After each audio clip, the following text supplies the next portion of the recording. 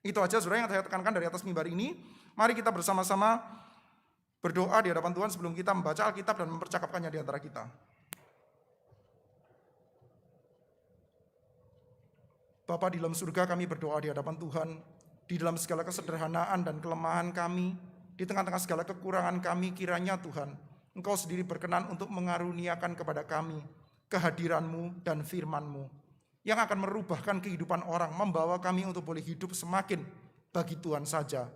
Kami berdoa di hadapan-Mu Tuhan, kiranya kami pada pagi hari ini tidak sekedar berjumpa dengan pengkhotbah dan khotbahnya, namun kami boleh betul-betul berjumpa dengan firman Tuhan yang dikhotbahkan. Kami boleh betul-betul berjumpa dengan Kristus yang disajikan kepada kami di dalam khotbah firman. Sehingga kami boleh sungguh-sungguh berjumpa dan menerima Kristus dengan iman melalui pendengaran akan firman. Terima kasih ya Tuhan, kiranya nama-Mu dipermuliakan. Dalam nama Tuhan kami Yesus Kristus kami bersyukur, kami berdoa. Amin. Saudara sekalian, hari ini kita akan melanjutkan percakapan kita tentang aku adalah, tentang ego eimi. Ucapan I am yang kelima di dalam Injil Yohanes ini. Saya harap saudara masih ingat saudara, 4 kali yang sebelumnya Tuhan Yesus pertama kali mengatakan aku adalah roti hidup. Ucapan aku adalah dengan predikat saudara. Aku adalah roti hidup. Setelah itu aku adalah terang dunia. Setelah itu aku adalah pintu. Setelah itu aku adalah gembala yang baik. Hari ini kita akan mempercakapan yang kelima, yaitu aku adalah kebangkitan dan hidup. Saya bacakan bagi kita semua saudara dari Yohanes pasal yang ke-11. Ayat 25, akulah kebangkitan dan hidup. Barang siapa percaya kepadaku, ia akan hidup walaupun ia sudah mati. Dan setiap orang yang hidup dan yang percaya kepadaku tidak akan mati selama-lamanya. Percayakah engkau akan hal ini? Jawab Marta, ya Tuhan, aku percaya bahwa engkaulah Mesias, anak Allah, dia yang akan datang ke dalam dunia. Sampai di sini pembacaan Alkitab kita. Saya bacakan satu perikop lagi saudara ya, di dalam Yohanes pasal yang kelima. Saya bacakan ayat 28 dan 29. Janganlah kamu heran akan hal itu, sebab saatnya akan tiba bahwa semua orang di dalam kuburan akan mendengar suaranya. Dan mereka yang telah berbuat baik akan keluar dan bangkit untuk hidup yang kekal, tetapi mereka yang telah berbuat jahat akan bangkit untuk dihukum. Saudara sekalian, satu hal yang saya ingin pertama-tama kita tekankan adalah ketika kita mendengarkan ucapan Tuhan Yesus, aku adalah kebangkitan dan hidup, kita perlu untuk membacanya dengan kacamata teologis. Nah ini penting saudara. Kita perlu membacanya pakai kacamata teologis. Saudara, kenapa ini penekanan yang penting saudara? Kalau kita perhatikan, kita yang pelan-pelan mulai terbiasa dengan Injil Yohanes, kita akan terbiasa untuk melihat bahwa Yohanes itu punya setidaknya 2 jalur baca, 2 jalur interpretasi terhadap perkataan-perkataan Tuhan Yesus. Interpretasi pertama, interpretasi yang sering dikritik adalah interpretasi literal, yaitu pembacaan literal. Nah biasanya saudara kita mengatakan yang literal ini salah, yang betul adalah pembacaan spiritual atau pembacaan rohani. Kita melihat saudara, beberapa kali muncul saudara seperti itu ya. Misalkan ya, ketika Tuhan Yesus bertemu dengan perempuan Samaria di tepi sumur saudara, maka Tuhan Yesus mengatakan, beri aku minum. Lalu perempuan itu mengatakan, hah? Kamu orang laki Yahudi minta saya minum, yang benar saja. Lalu Tuhan Yesus mengatakan, kalau kamu tahu siapa aku, kamu sudah minta air, dan kamu akan mendapatkan aliran air hidup. Lalu dia membayangkan, what? Aliran air hidup? Kamu timba saja nggak punya mau kasih saya air hidup. Saudara coba bayangkan ya, timba dikaitkan dengan air hidup. Berarti perempuan ini mengerti airnya secara literal. Mengertinya secara literal. Wah, nanti akan ada air yang mancur kayak di keran gitu ya. Airnya mengalir terus-menerus. Lawang timba aja nggak punya, maka gambarannya adalah literal. Sementara kita tahu bahwa pada waktu itu Tuhan Yesus bukan sedang bicara secara literal, tapi dia bicara secara spiritual. Oh no, maksudnya bukan air secara literal seperti itu, tapi secara spiritual. Lalu saudara, kita mendapati di dalam bagian yang lain, Tuhan Yesus mengatakan, sesungguhnya dagingku adalah makanan, darahku adalah minuman. Orang-orang kan langsung bereaksi dengan keras ya. Ini bukan cuma non-Yahudi ucapan seperti ini. Ucapan seperti ini itu kafir banget gitu kan ya, kalau di dalam bahasa Indonesianya kafir gitu ya. Bukan cuma kafir tapi kafir banget saudara. Orang Yahudi itu kalau makan sesuatu itu makanannya diatur, waktu makannya diatur, makan dengan siapanya diatur, diolah dengan cara seperti apa juga diatur saudara. Jadi makan apa, kapan, diolah dengan cara bagaimana, dengan siapa, itu semua diatur. Ini sekarang urusan makan apanya saja sudah langsung kacau, dan bukan cuma kacau, kacaunya kacau banget. Dia mengatakan dagingku adalah makanan, darahku adalah minuman. Itu kan kacaunya luar biasa. Tapi kita melihat, oh salah, bacanya bukan literal, tapi bacanya spiritual, bacanya rohani. Maksudnya Yesus memberikan hidupnya untuk kita. Kan begitu kan saudara? Kita melihat ada dua jalur interpretasi terhadap ucapan Tuhan Yesus. Yang pertama literal, yang kedua spiritual. Tapi kalau kita perhatikan secara lebih serius di dalam Injil Yohanes ini, ternyata alternatif bacanya bukan cuma dua, saudara. Bukan cuma literal dan spiritual, tapi juga ada pembacaan teologis. Apa itu pembacaan teologis? Yang saya maksudkan dengan pembacaan teologis adalah pembacaan yang keluar dari pembacaan teks-teks perjanjian lama yang berinteraksi dengan pengalaman kehidupan mereka. Jadi mereka punya teks PL.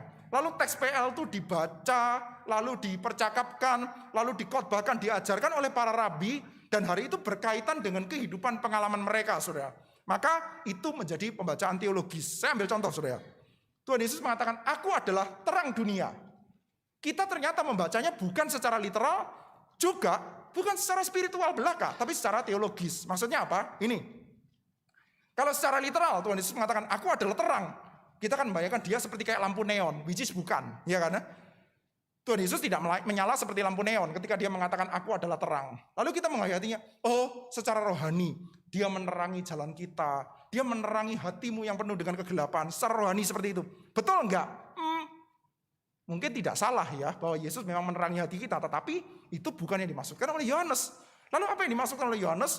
Minggu lalu kita sempat lihat sudah bahwa ucapan Tuhan Yesus, aku adalah terang, itu dikaitkan dengan hari raya Tabernakel. Dan di dalam hari raya Tabernakel itu ada illumination of the temple, di mana mereka mengingat ketika di padang gurun ada tiang api yang memimpin jalan mereka di padang gurun. Jadi ketika Tuhan Yesus mengatakan, aku adalah terang, lalu kita baca dengan terang teologi PL, kita mendapati, oh ini seperti Israel di padang gurun dipimpin oleh tiang api. Jadi pembacaannya bukan literal, juga bukan sekedar rohani atau spiritual, tapi pembacaan teologis. Ada pergulatan dengan teks perjanjian lama yang dikaitkan dengan kehidupan mereka, saudara. Nah, saudara, itu penting, saudara, untuk kita membaca ucapan Tuhan Yesus di dalam bagian ini. Aku adalah kebangkitan dan hidup. Saudara, pertama, kita tentu setuju bahwa ucapan Tuhan Yesus ini bukan terutama kita hayati secara literal. Ini ucapannya. Akulah kebangkitan dan hidup, barang siapa percaya kepadaku, ia akan hidup walaupun ia sudah mati. Tentu ini tidak boleh kita mengerti secara literal, secara langsung. Setiap orang yang hidup dan yang percaya kepadaku tidak akan mati selama-lamanya. Tentu ini bukan literal. Bukan bodily living atau bodily death. Bukan seperti itu, saudara. Saudara, tadi setelah kebaktian pertama, sempat ngobrol-ngobrol sama Pak Eko, saudara. Anaknya Pak Eko, Billy, ya itu sekarang nggak lagi bersama dengan kita, masih di sini. Sekarang ada di Jakarta atau di Semarang, saya lupa, saudara. Nggak tahu tepatnya saya sekarang ada di mana, saudara. Dia mengatakan pada waktu masih kecil, saudara. Pak Eko pada waktu masih kecil, Billy itu pelihara ayam, saudara. Lalu di belakang sawah itu baru saja dikasih insektisida atau gimana. Lalu ada banyak ayam-ayam yang makan nggak tahu padi atau apa, lalu mati, saudara. Lalu Pak Eko bilang sama Billy, Bill, hati-hati ayammu jangan ke sana. Nanti makan insektisida mati itu, ayamnya. Lalu Billy mengatakan, tidak bisa.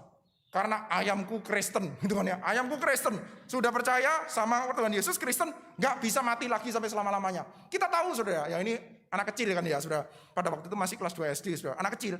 Tapi enggak lah, artinya bukan literal. Manusia saja yang percaya pada Tuhan Yesus tetap akan mati kok secara fisik. Jadi ini bukan literal. Kita tahu kan ya. Waktu Tuhan Yesus mengatakan, aku adalah kebangkitan dan hidup, siapa percaya kepadaku tidak akan mati. Maka pertama-tama dia bukan pembacaan literal. Tapi apa? Pembacaan rohani. Nah, kalau pembacaan rohani seperti apa? Biasanya kita langsung mengaitkannya dengan mengatakan, oh, Tuhan Yesus itu memberikan pada kita satu buah kehidupan rohani. Memberikan pada kita hidup yang kekal. Pendek kata, bahasa populernya, menjanjikan sorga bagi kita. Jadi, saudara akan tidak asing ya, kalau ketemu sama teks ini di tempat-tempat kematian. Akhir-akhir ini kita sudah jarang ya pergi ke gotong royong tempat kematian karena COVID ini, saudara. Tapi saya pikir pada waktu kita dulu masih sering, saudara, pergi ke dalam tempat-tempat kematian. Saudara sering mendengarkan khotbah-khotbah di tempat kematian itu ambil teks ini. Akulah kebangkitan dan hidup. Karena apa? Karena kita menghayatinya secara rohani teks ini ya. Ini artinya adalah Tuhan Yesus menjanjikan hidup yang kekal. Well, saya setuju bahwa Tuhan Yesus itu akan menjanjikan kehidupan yang kekal, bahwa setelah mati kita akan bersama-sama dengan Yesus sampai selama-lamanya, saya setuju itu. Tetapi saudara, apakah teks ini lagi mau ngomong itu? Itu pertanyaan selanjutnya, saudara. Itu pertanyaan yang lain, saudara. Jadi, saya pikir kita perlu punya kesadaran akan satu hal ini, saudara. Kita, orang-orang Kristen Injili, perlu sadar bahwa kita itu punya asosiasi tertentu ketika bicara dengan kosakata tertentu. Kebangkitan, hidup, apalagi ya, hidup yang kekal, tidak akan mati lagi. Itu kita asosiasikan dengan hal tertentu di dalam tradisi Injili kita, saudara. Dengan apa? Yaitu dengan masuk surga. Jadi, di antara orang Kristen Injili, saudara, kalau kita ngomong di dalam Kristus ada kebangkitan, atau kita ngomong ada hidup yang kekal dalam Kristus, itu artinya hampir sama dengan mengatakan di dalam Kristus kalau Anda mati Anda akan masuk surga. Kira-kira artinya kurang lebih sama tuh dia dalam lingkungan orang-orang Injili. Tetapi saudara, kita perlu berhati-hati. Apakah abad pertama, apakah komunitas Yohanes, apakah Yesus ketika bercakap-cakap dengan murid-muridnya punya pengertian yang sama? Proposal saya adalah tidak. Proposal saya adalah tidak. Tidak sepenuhnya sama, saudara. Meskipun ya ada mungkin interseksinya sedikit, saudara. Tapi tidak sepenuhnya sama. Saudara, kita perlu sadar ya. Satu orang teolog, saudara ya. Ini ahli perjanjian baru. Cuman seringkali dikaitkan dengan liberalisme, saudara. Namanya Dale Martin, saudara. Dia kasih kita satu buah satu buah tantangan yang menarik, saudara. Dia mengatakan ini, saudara. Saya coba bacakan, saudara ya, dari surat 1 Tesalonika. Ini surat Paulus nih, bukan Yohanes ya, surat Tesalonika. Saya bacakan ya. Pasal 4 ayat 13. Selanjutnya kami tidak mau saudara-saudara bahwa kamu tidak mengetahui tentang mereka yang meninggal, supaya kamu jangan berduka cita seperti orang-orang lain. Ini 1 Tesalonika pasal 4. Jadi saudara Dale Martin mengatakan, saudara coba bayangkan ya, Tesalonika itu kan jemaatnya Paulus. Paulus tulis surat kepada jemaat Tesalonika. Dan Paulus ngomong, kami tidak mau saudara bahwa kamu tidak mengetahui tentang mereka yang meninggal. Saudara, Tesalonika itu adalah jemaat yang banyak orang non-Yahudinya. Dan mereka ini menjadi Kristen setelah menerima Injil. Lalu setelah mereka menerima Injil, mereka menjadi Kristen, mereka menjadi jemaat Tesalonika. Mereka itu masih belum ngerti loh setelah mati akan bagaimana.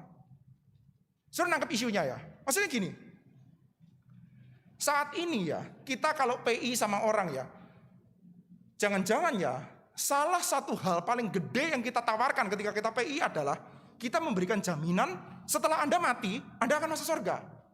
Itu adalah hal yang kita anggap utama di dalam tradisi Injili kita. Ada nggak sih di antara kita yang menginjili orang, lalu nggak ada kaitannya sama surga dan neraka? Kan sedikit sekali, saudara. Hampir-hampir Christianity kita itu adalah agama tentang bagaimana kita masuk surga nanti.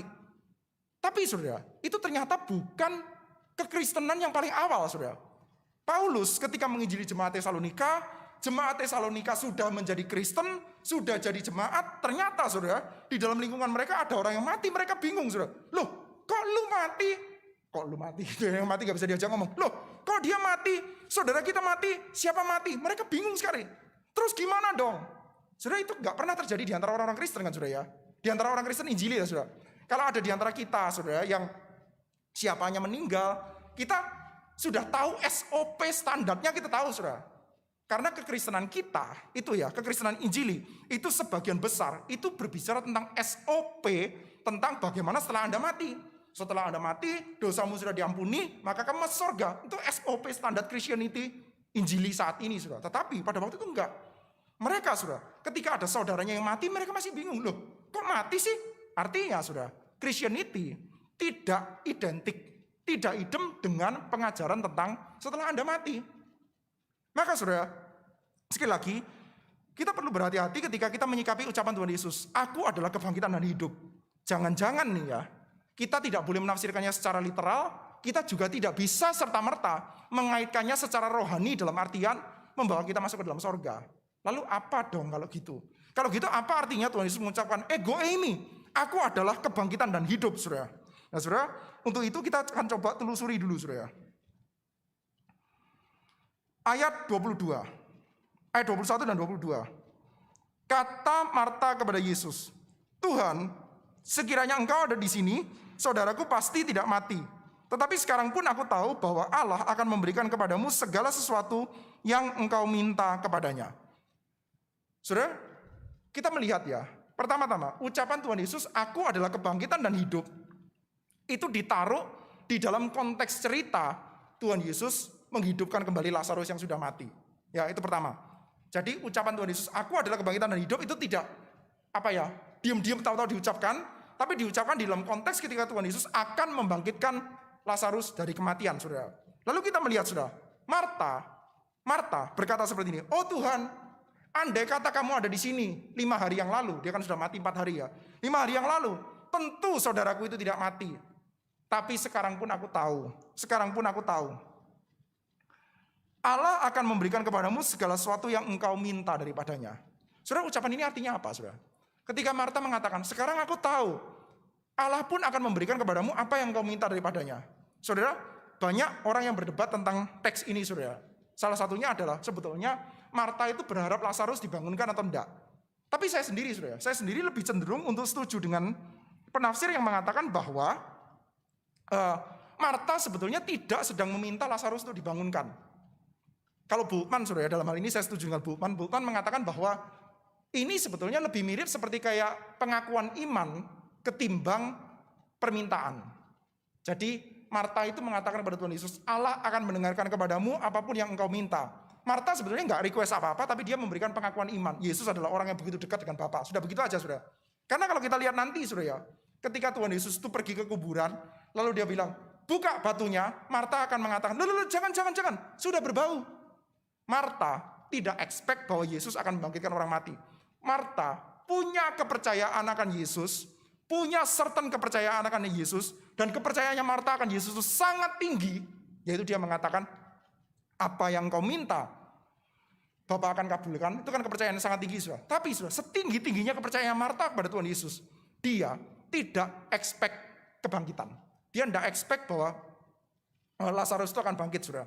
Bahkan, saudara, nanti ya, ketika Tuhan Yesus itu akan berkata-kata kepada Marta, saudaramu akan bangkit. Marta akan menjawab, aku tahu bahwa ia akan bangkit pada waktu orang-orang bangkit pada akhir zaman.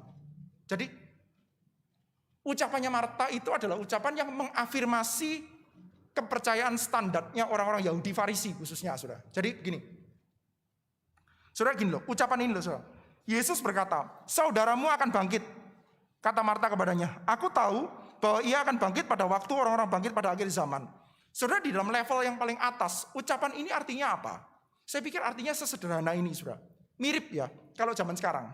Zaman sekarang, saudara pergi ke tempat kedukaan. Lalu saudara salamin pihak yang berduka. Ikut berduka cita ya. Well, tapi nggak apa-apa ya, karena saudaramu itu, atau kakekmu itu, atau nenekmu itu, sudah percaya pada Tuhan Yesus. Kita biasanya kan tanya aja, sudah percaya belum? Lalu dia jawab, oh dia sudah percaya. Oh iya, nggak apa-apa ya, saudaramu itu kan sudah percaya sama Tuhan Yesus. Sudah, dia tidak menderita lagi, dia sudah bersama dengan Tuhan Yesus. Lalu pihak tuan rumahnya atau yang kedukaan itu mengatakan, iya saya juga percaya, nanti semua kita akan berkumpul bersama dengan dia. Itu kan ucapan standar, saudara. Ucapan standar. Ucapan Yesus kepada Marta dan jawaban Marta kepada Yesus itu juga standar. Orang-orang Yahudi pada waktu itu yang ngomong begitu kalau dia itu datang di dalam kedukaan, saudara. Sama, ucapannya seperti itu, saudara. Yaitu apa? Dia datang dan mengatakan, jangan khawatir, kita ini percaya kebangkitan. Lalu tuan rumahnya akan menjawab, iya, kita percaya kebangkitan suatu hari nanti. Ini adalah ucapan standar.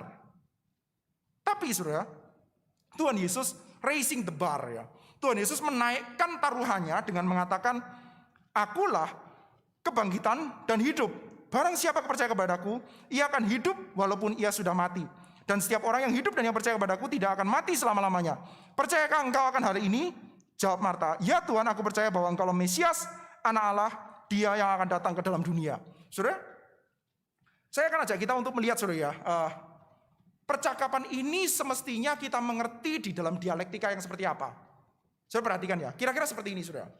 Percakapan Tuhan Yesus dan Marta itu awalnya ada dalam tahapan seperti ini, ucapan standar. Setiap orang Yahudi akan ngomong seperti itu. Yahudi yang tidak Saduki ya, Yahudi yang percaya kebangkitan akan ngomong seperti itu. Jangan khawatir, nanti ada kebangkitan. Iya, ada kebangkitan. Lalu saudara, Tuhan Yesus menaikkan levelnya seperti ini. Kamu percaya ini enggak? Lalu Marta mengatakan, saya percaya ini. Sampai ke sini aja. Jadi sekali lagi saudara coba bayangkan ya, lainnya begini. Pertama-tama, ucapan standar. Setiap orang Yahudi, non Saduki ya, orang Yahudi Farisi, percaya kebangkitan. Lalu Tuhan Yesus mengatakan, akulah kebangkitan di tataran ini. Lalu Marta mengatakan, iya aku percaya. Lalu dia naik sedikit, tapi nggak cukup, masih sampai sini. Gimana prosesnya? Saudara gini, pertama-tama kita tanya dulu saudara, sebetulnya kebangkitan itu apa sih? Kebangkitan itu apa sih? Saudara, kebangkitan itu urusannya bukan sekedar bangkit secara fisik, urusannya bukan sekedar itu, meliputi itu tapi bukan sekedar itu. Saudara, kalau kita perhatikan di dalam perjanjian lama kita ya, Alkitab PL kita, Alkitabnya orang Yahudi, Alkitab yang dipegang oleh Tuhan Yesus, dipegang oleh murid-murid pada waktu itu. Saudara, di dalam perjanjian lama, ide tentang kebangkitan itu sangat sedikit. Coba perhatikan, cerita tentang kebangkitan dari antara orang mati, itu ide itu nggak banyak saudara. Hidup setelah kematian atau cerita tentang kebangkitan, itu tidak menghiasi sebagian besar halaman-halaman kitab suci PL kita. Coba cek saja. Cek saja Kejadian sampai Maliaki, saudara. Ini pernah ada satu buah ucapan, saudara, dari satu orang namanya Marcus Borg, saudara. Bukunya judulnya Conviction. Dia mengatakan bahwa di dalam PL itu ya, bicara life after death itu sangat sedikit. Mungkin sedikit di dalam bagian kitab Daniel, mungkin ada sedikit di dalam kitab Yeskiel. Setelah itu hampir gak ada, saudara. Torah, Yosua, Samuel, Tawarikh, banyak bicara apa, saudara? Banyak bicara tentang sejarah Israel di sini, di dalam dunia, saudara. Bukan pasca kematian. Hidup setelah kematian itu dibicarakan sangat sedikit dalam perjanjian lama. Termasuk ide tentang kebangkitan dari antara orang mati. Tapi ide kebangkitan dari antara orang mati itu mulai bertumbuh di antara orang-orang Yahudi setelah era PL itu selesai, saudara. Ini post biblical era, saudara. Setelah perjanjian lama selesai, saudara. Kenapa kok ide itu bisa muncul, saudara? Jawabannya adalah karena pada waktu itu, saudara, mereka harus deal. Mereka harus berjumpa dengan realitas kematian-kematian yang tidak adil. Mereka berjumpa dengan realitas banyaknya martir, banyaknya orang-orang yang hidupnya saleh, hidupnya sungguh-sungguh, tapi dibunuh oleh musuh. Maka mereka bertanya-tanya, bukan. Pertanyaan mereka bukan, loh kok orang bisa mati sih? Bukan. Tapi pertanyaan mereka, kok kami mengalami unjust killing, extrajudicial killing, kira-kira begitu. Kok kami ini mengalami pembunuhan-pembunuhan yang tidak adil? Kok bisa? Bukankah kami ini adalah umatnya Yahweh? Masalah kematian itu satu hal, mereka perlu untuk komprehend. Tapi buat mereka yang lebih sulit untuk dimengerti adalah ketika kami dibunuh secara tidak adil, di mana keadilannya Yahweh? Itu pertanyaan mereka. Sekali lagi saudara, pergumulan besarnya bukan bahwa saya mati kehilangan orang yang saya cintai, tapi pergumulan besarnya adalah ketika saya mati, saya bertanya, Yahweh, di mana keadilanmu? Kebangkitan adalah ide yang banyak sekali dikeluarkan, saudara ya. Banyak muncul, banyak dipercakapkan karena berkaitan dengan justice. Munculnya banyak martir, munculnya banyak orang-orang yang dibunuh, padahal orang saleh dibunuh tanpa keadilan, saudara. Maka ide kebangkitan itu adalah ide hadirnya justice. Saudara bisa bayangkan, saudara, bahwa ide kebangkitan itu menjadi satu buah ide yang sangat-sangat sangat serius, sangat mengganggu buat rezim pada waktu itu ya. Kekaisaran Romawi itu sangat terganggu dengan ide kebangkitan, saudara. Saudara coba cek ya di dalam Injil Yohanes ini ya. Setelah Yesus membangkitkan Lazarus ya, itu baru ada keputusan formal bahwa Yesus harus dibunuh. Sebelumnya sudah ada belum? Ya sudah ada orang-orang yang benci secara sporadik kepengen membunuh ada, saudara. Tetapi keputusan yang dibikin bahwa Yesus harus dibunuh itu adalah setelah peristiwa ini, saudara. Setelah Yesus membangkitkan Lazarus. Kenapa, saudara? Karena ide kebangkitan itu ide yang berbahaya, saudara. Ide kebangkitan itu bisa memicu pemberontakan dan lain sebagainya. Maka kalau ada ide kebangkitan dan muncul dan itu mengganggu, maka Yesus harus cepat-cepat dibungkam. Saudara, orang-orang Yahudi, saudara, abad pertama, saudara, ketika mereka itu bergejolak dengan isu kebangkitan dari antara orang mati, mereka itu membangkitkan semangatnya mereka untuk memberontak pada musuh dan lain sebagainya. Sampai akhirnya, saudara, setelah tahun demi tahun berlalu, saudara, generasi demi generasi, saudara, maka pandangan tentang kebangkitan itu pelan-pelan direduksi atau berdialektika dengan keadaan sehingga akhirnya jadi soft. Cara bikin softnya gimana? Ditarik untuk menjadi future eschatology. Gini, saudara. Maksudnya gini, Saya pikir kita semua lumayan tahu ya. Ini ada satu buah berita ecek-ecek yang ada di dalam dunia kita, tapi agak sedikit jadi besar di Indonesia ini. Saya lupa namanya, Mbak Yu. Saudara tahu nggak cerita itu ya, Mbak Yu? Nah ini ya, ini berita yang saya sempat ditanya itu di dalam kolom tanya jawab saya ada yang bertanya, Pak, bagaimana tanggapan Gary berkenaan dengan hal ini? Gitu kan ya. Saya tanya, saya nggak ada tanggapan apa-apa lah. Ini kan komedi ya, ngapain ditanggepin gitu ya. Buat saya ini lucu-lucuan lah, nggak terlalu banyak bedanya sama Sunda Empire, saudara. Tapi rame loh itu, rame itu, Mbak Yu, saudara.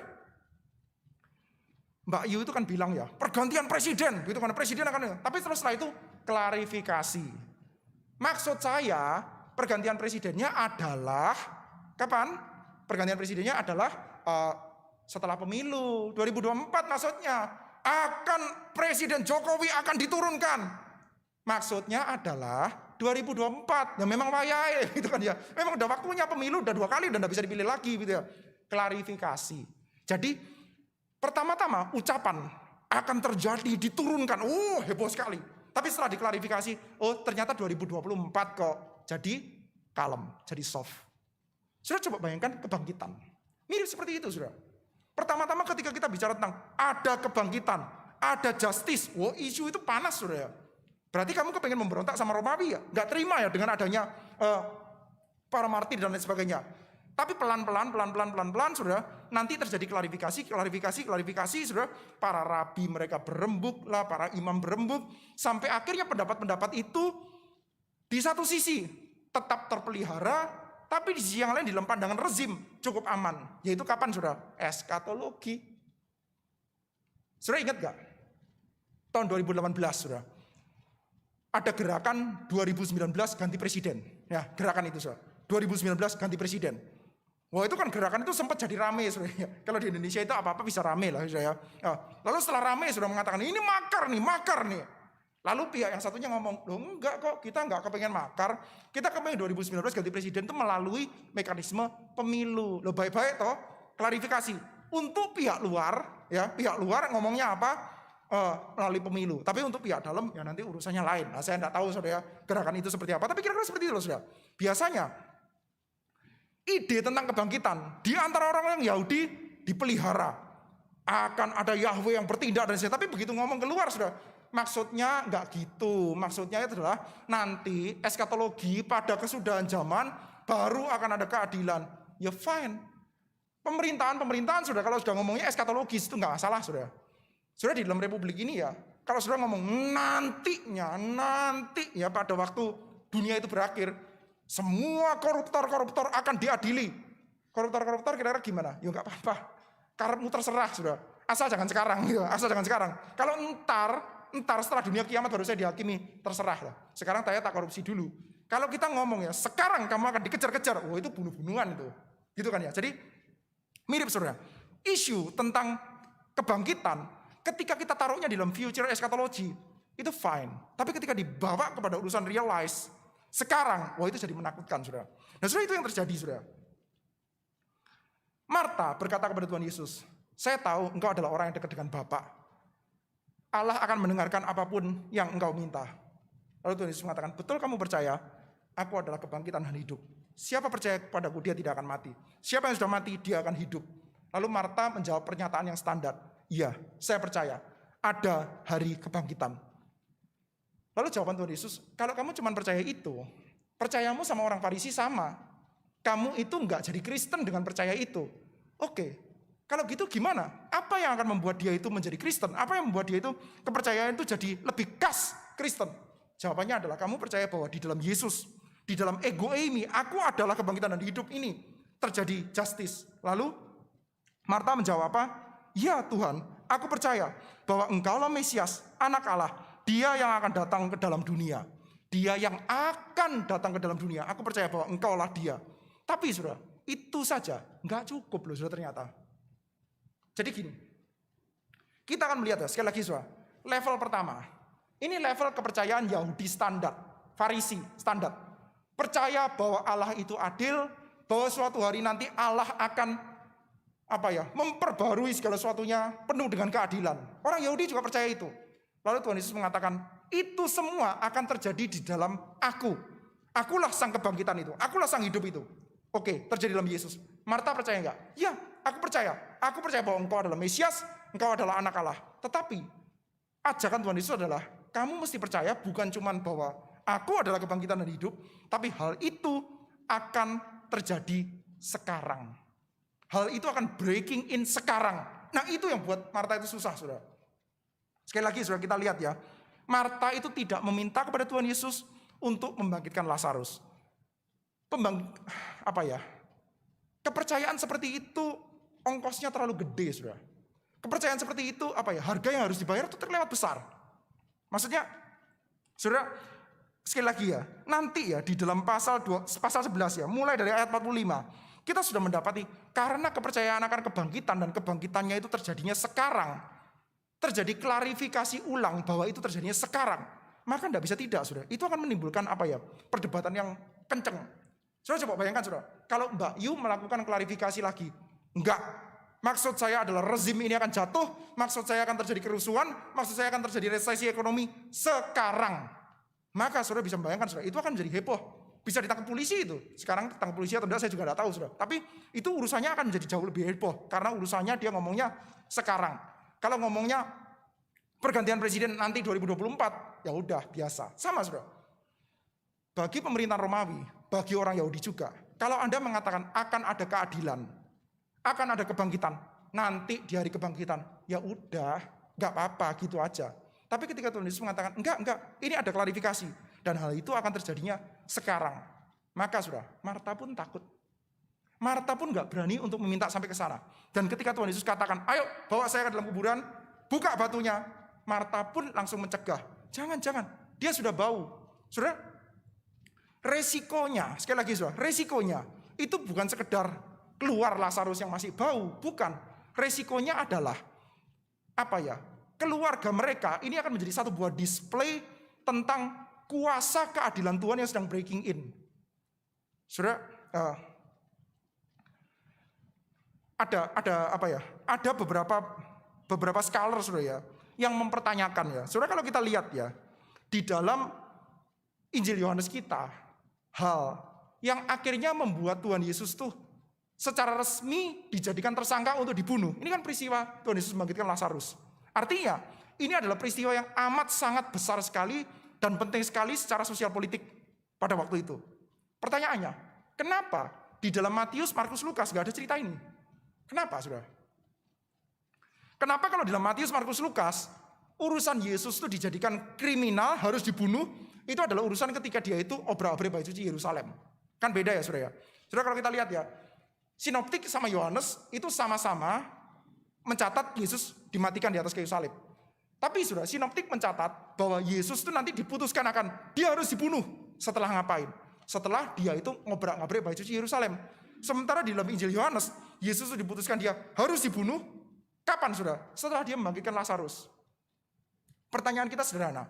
Kenapa kok Sinoptik tidak mencatat peristiwa Yesus membangkitkan Lazarus? Ini kan cuma ada di dalam Injil Yohanes, saudara. Nggak ada di dalam Injil Sinoptik. Sama sekali. Nggak ada. Kenapa, saudara? Padahal Sinoptik itu nggak kenal dengan keluarganya Maria loh. Kalau kita lihat di dalam Injil, misalkan di dalam Injil Lukas, saudara, ada kan ya peristiwa Maria dan Marta yang kita kenal di dalam Injil Lukas. Dan itu adalah Maria dan Marta yang sama, saudara. Maria of Bethany, saudara, sama. Tapi kenapa kok peristiwa yang besar ini bisa nggak ada di dalam Injil Sinoptik, saudara? Salah seorang penafsir, cukup banyak saudara yang setuju dengan tafsiran ini, memberikan satu buah analisa yang menurut saya menarik ya. Dia mengatakan seperti ini, saudara. Sinoptik, di mana eranya secara politik itu masih lebih dekat dengan peristiwa kematian dan kebangkitan Yesus, saudara. Perlu untuk merahasiakan identitasnya Lazarus. Perlu untuk merahasiakan identitasnya Lazarus yang termasuk dalam bagian dari orang-orang Kristen. Kenapa, saudara? Karena kalau sampai ketahuan bisa dibunuh itu Lazarus tuh. Intinya, saudara, yang saya ingin tekankan adalah bahwa peristiwa Yesus membangkitkan Lazarus ini sangat mengganggu establishment pada waktu itu. Sangat mengganggu para penguasa politik pada waktu itu. Ketika kita tahu di dalam komunitasmu ada orang yang dibangkitkan dari antara orang mati. Wah, itu seperti kayak tentangan yang serius terhadap pemerintahan Romawi, saudara. Ide tentang keadilan. Seruan justice yang sangat kencang, saudara, dengan cara membangkitkan orang di antara orang mati itu, saudara. Sementara Injil Yohanes, saudara, di mana umur komunitasnya sudah jauh lebih tua, sudah lebih belakang, maka keadaannya Lazarus sudah lebih aman, maka baru berani tulis, saudara. Artinya, saudara, Yang saya ingin tekankan adalah ketika kita mengatakan bahwa kebangkitan dan hidup itu terjadinya sekarang, maka risikonya itu besar sekali, saudara. Dan bahkan Marta pun seperti kayak gak bisa tanggung. Jangan guru. Dia itu sudah berbau dan sebagainya. Urusannya bukan cuma masalah bau atau enggak, saudara. Kalau kamu ketahuan di dalam komunitasmu ada Lazarus yang dibangkitkan, nanti Lazarusnya pun juga mau dibunuh, saudara. Karena itu bahaya, buat Romawi bahaya itu. Berarti kamu mau melakukan pemberontakan, saudara. Nah, saudara, ini yang saya ingin ajak kita untuk bersama-sama renungkan ya pada pagi hari ini, saudara. Ketika kita itu mengaku ya, kita adalah orang-orang Kristen, kita percaya pada Tuhan Yesus, kita adalah orang-orang Kristen yang percaya pada Tuhan Yesus di dalam tataran seperti apa, saudara? Ada 3 tataran. Yang pertama, tataran yang mirip seperti kayak orang-orang Farisi, percaya suatu hari nanti ada keadilan. Tataran kedua seperti Marta, ya percaya bahwa bukan cuma suatu hari nanti akan ada keadilan, tapi keadilan itu akan dibawa oleh Yesus Kristus. Tapi kapan? Besok, pada waktu Yesus datang kedua kali. Atau tataran yang ketiga, yaitu kita percaya bahwa power, kuasa kebangkitan, kuasa keadilan Allah itu akan breaking in dan mulai terjadi sekarang, saudara. Dan terakhir, saudara, kita melihat ya, yang ini mungkin lebih mengganggu lagi. Kita akan melihat bahwa pergulatan Yesus ketika membangkitkan Lazarus, saudara, dicatat berkali-kali ya di dalam versi LAI kita. Tuhan Yesus itu masgul hatinya. Saya bacakan ya. Masgullah hatinya, ia sangat terharu dan berkata, "Di manakah dia kamu baringkan?" Jawab mereka, "Tuhan, marilah dan lihatlah." Maka menangislah Yesus, kata orang Yahudi.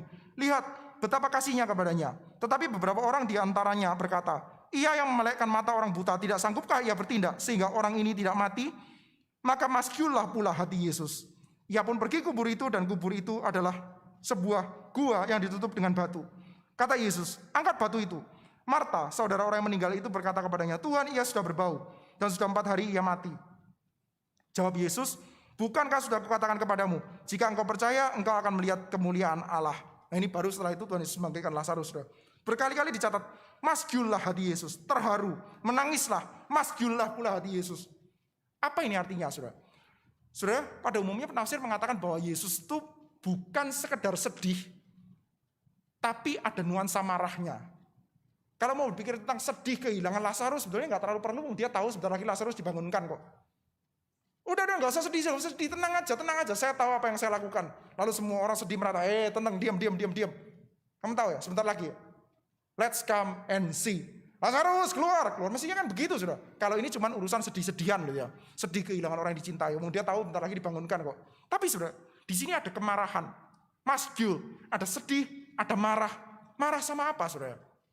Jawabannya simpel. Marah dengan kematian itu sendiri. Chrysostom, saudara. Dia mengatakan bahwa, saya pernah ucapkan ini, saudara, pada waktu kita membahas tentang tanda, saudara. Chrysostom mengatakan, saudara, bahwa Yohanes ini punya versinya sendiri terhadap pergumulan Getsemani, saudara. Saudara, di dalam Injil Sinoptik, Matius, Markus, Lukas, kita melihat Tuhan Yesus itu bergumul dengan sangat kuat di Getsemani. Itu pergumulan yang super high profile. Setelah dia berkhotbah di Bukit Zaitun, nuansanya, Bukit Zaitun itu eskatologis, saudara. Setelah itu dia bergulat di Getsemani. Dia bergulat karena dia harus berhadapan dengan murka Allah. Dia harus berhadapan dengan kematiannya dia sendiri, saudara. Dia bergulat di Getsemani. Dan itu nggak ada di dalam Injil Yohanes, saudara. Yohanes punya versi pergulatannya sendiri. Di mana, saudara? Di sini. Dia bergulat dengan kematian, saudara. Dia masgul, dia marah, dia bergulat dengan kematian. Cuman bedanya adalah di sini. Dia bukan bergulat dengan kematiannya dia sendiri, tapi dia bergulat dengan kematiannya Lazarus yang dia kasihi. Dia bergulat dengan kematian orang-orang yang dia kasihi, saudara. Dan kita mendapati Yesus nanti akan membangkitkan Lazarus, membangunkan Lazarus, karena Yesus adalah sang kebangkitan dan hidup itu sendiri. Dan ongkosnya adalah dia akan memberikan dirinya sendiri, saudara.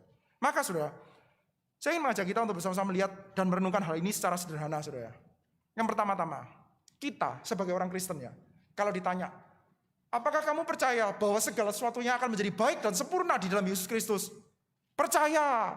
Tapi kita seringkali mengucapkan kalimat selanjutnya. Tapi kita tahulah, saat ini Yesus belum datang kedua kali. Saat ini masih banyak belum kesempurnaan. Ya, saya ini masih darah dan daging, biasalah. Saya juga masih mencintai kejahatan. Saya masih jatuh dalam dosa. Saya masih penuh dengan kekurangan. Karena apa? Karena saya percaya loh ya, Yesus nanti kalau datang kedua kali semuanya akan jadi sempurna. Tapi sekarang kan belum ya. Saudara, tantangan Yesus di dalam Yohanes pasal 11 adalah mengatakan bahwa apa yang kamu percayai untuk besok itu sedang mulai terjadi sekarang. Saudara, di dalam Yohanes pasal 5 ya. Beberapa penafsir bahkan mengatakan Yohanes pasal 5 dengan Yohanes pasal 11 ini sebetulnya episode yang sama yang dipisahkan, Saudara. Karena kalau kita lihat ya, ayat 28 dan 29. Jangan kamu heran akan hal itu sebab saatnya akan tiba bahwa semua orang yang di dalam kuburan akan mendengar suaranya dan mereka yang telah berbuat baik akan keluar dan bangkit untuk hidup yang kekal. So kita lihat ya, Yohanes pasal 5, akan tiba saatnya, eskatologi. Nanti, kita semua percaya itu. Akan tiba saatnya, akan ada orang di dalam kubur, mendengar suara dan keluar, akan hidup dan dibangkitkan. Akan dibangkitkan dan hidup sampai selama-lamanya. Dan kita melihat sudah, Lazarus ada di dalam kubur, dia keluar setelah mendengar Yesus memanggil. Dia bangkit dan dia hidup. Terjadinya kapan? Pada waktu itu, saudara. Enggak tunggu nanti Yesus datang kedua kali, tapi terjadinya pada waktu itu. Dan harganya apa? Harganya adalah nanti mulai pasal 11 saja kita melihat Yesus itu sudah diplot akan dibunuh. Dan di dalam akhir Injil Yohanes kita melihat Yesus betul-betul mati, saudara. Saudara, maka kalau kita di antara orang Kristen cuman mengatakan, ya saya percaya bahwa dunia itu akan diperbaiki oleh Tuhan. Ya saya percaya bahwa semuanya akan menjadi baik nanti ketika Yesus datang kedua kali. Saudara, kita bacanya baru stop sampai Yohanes pasal 5. Harus kita lanjutkan. Kalau kita lanjut sampai ke dalam pasal 11, ada tantangannya. Bahwa ketika kamu percaya justice, kamu percaya bahwa Yesus itu akan membuat segala sesuatunya itu menjadi baik, menjadi sempurna. Hal itu akan dimulai sekarang. Hal itu akan dimulai sekarang. Percayakah kamu Marta bahwa aku adalah kebangkitan dan hidup? Marta jawabnya. Sudah coba perhatikan jawabannya Marta ya. Marta tidak mengatakan, saya percaya seperti yang kamu katakan. Enggak. Marta mengatakan jawaban katekisasi itu. Jawaban standar tuh. Saya percaya engkau adalah Mesias. Saya percaya engkau adalah anak yang Allah yang hidup. Saya percaya bahwa engkau adalah yang akan datang. Tapi sudah pertanyaan Tuhan Yesus bukan itu. Pertanyaan Tuhan Yesus adalah, apakah kamu percaya bahwa akulah kebangkitan dan hidup? Dan sekarang yuk kita pergi dalam kuburnya Lazarus dan kita bangkitkan dia. Itu sedang terjadi sekarang. Dan itu terjadi bukan tanpa harga. Termasuk dalam kehidupan saudara dan saya, saudara. Sebagai orang Kristen, kita percaya kebaikan-kebaikan Tuhan akan terjadi. Yes, kita bukan percaya kebaikan Tuhan akan terjadi. Kita juga percaya bahwa kebangkitan Tuhan sedang akan terjadi sekarang. Sedang terjadi dalam hidup kita saat ini. Tentu dengan ada harganya yang mesti kita bayar. Kiranya Tuhan boleh beserta dengan setiap kita. Mari kita bersama berdoa di hadapan Tuhan. Bapa di dalam surga, kami panjatkan segala syukur dan terima kasih kami di hadapan-Mu Tuhan. Karena belas kasihan-Mu yang besar atas kami, karena pertolongan-Mu yang besar atas kami, Engkau memberikan kepada kami tantangan-tantangan yang sangat serius. Kami ingin Tuhan bahwa kami boleh menjadi umat-Mu yang mempercayai bahwa ada keadilan, ada kebenaran yang hadir di dalam Kristus Yesus Tuhan kami. Kami berdoa memohonkan kepada-Mu Tuhan, kiranya sungguh-sungguh kebesaran Tuhan, kebenaran Tuhan, keadilan Tuhan, boleh kami percaya bukan sekedar akan terjadi nanti di dalam Kristus, tapi sedang terjadi sekarang di dalam Kristus, di dalam kami. Terima kasih ya Tuhan, kiranya nama-Mu dipermuliakan. Dalam nama Tuhan kami Yesus Kristus, kami panjatkan segala syukur dan doa kami. Amin.